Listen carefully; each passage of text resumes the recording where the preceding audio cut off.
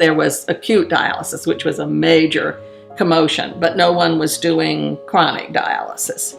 And so Scribner started that program, and I was selected as the person to be the head nurse. Eklind Hall had been the dormitory for the nurses, and so we had the basement of that. It was a basement, but it had high windows, so you couldn't actually see out, but you did have daylight, which was nice.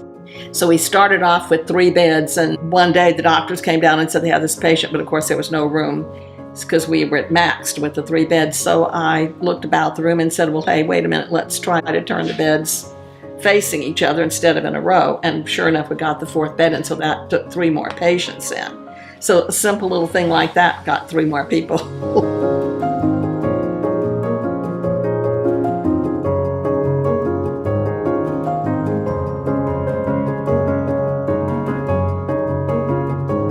Well, I met Jim because he was an outpatient of Scribner's.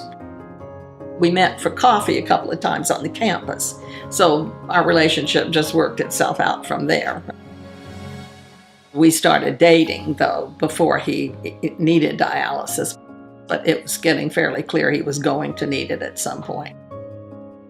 Seemed a little weird, but it didn't bother me.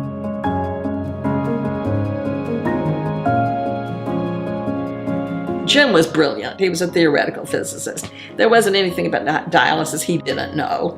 And I had been doing it forever. I probably could do it, well, probably better than any of the doctors because I did it all the time. They didn't do it. They knew the theory, but they didn't do the practice. So, gosh, I had fixed everything that could go wrong. So there was no way we needed anybody.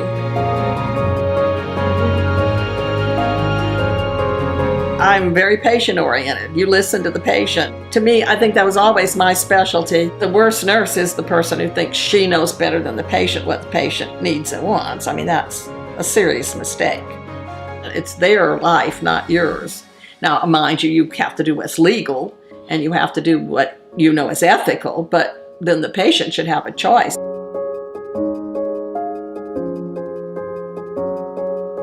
The bottom line was, we all knew each other intimately well, and we were a very close-knit group. So we were sort of like, absolutely like a family.